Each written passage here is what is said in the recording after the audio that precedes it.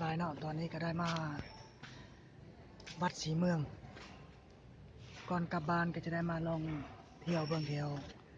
วัดศรีเมืองนี่มันว่ามีความสวยงามหรือว่าเป็นอะไรมาสวยงามวัดศรีเมืองนี่นะก็รู้จักว่าตั้งอยู่แถวใดของเมืองจันทน์รู้แต่ว่าตั้งอยู่ใกล้ตลาดเสาใกล้ตลาดเสาตรงจังอันนี้ก็เป็นเกี่ยวกับการแต่งทรงตามประปราอันนี้น่าจะเป็นสร้างนะสร้างที่พระเจ้าเฮ็ดแต่เก่าไปแล้ว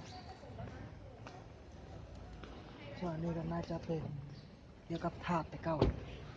ธาตุอันนี้น่าจะมีอายุหลายร้อยปีแล้วแหละเราเห็นพระเจ้ายัง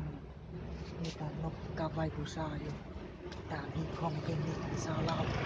ของคนลาวชาวพุทธเขาแถวนี้ก็เป็นสถานที่น่าจะมีคนท่องเที่ยวหลายอยู่นะเพราะว่าเห็นรถที่เขาเจ้ามาท่องเที่ยวมีหลาย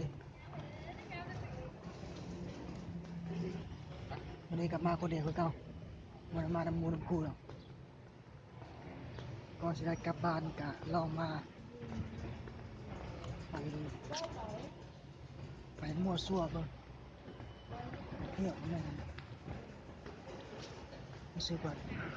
แดดมันต่อหน้าผาเนาะอันนี้ก็เป็นแบบการออกแบบที่มีลวดลายสวยงามนะน่าจะ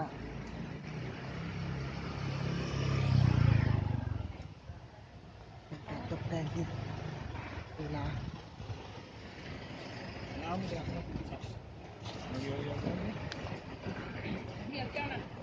แล้วสิพาไปเบิ่งเกี่ยวกับวัดหนึ่งเห็นข้างๆพุ่นเห็นวัดอยู่ข้างๆพุ่นแต่รู้จักว่าวัดนั้นชื่อใดวัดนั้นก็มีคน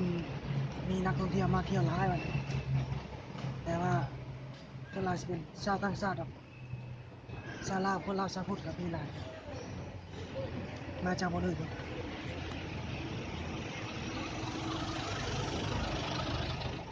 นี่ก็คือวัดศรีเมืองอันนี้เป็นประตูทางเข้าของวัดรู้จักว่าเป็นทางเข้าหรือทางออกนี่ก็เป็นแบบ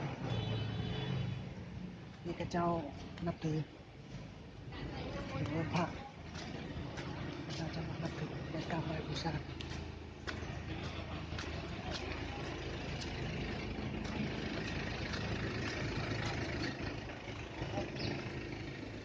มีทางพาเลสีพร้อม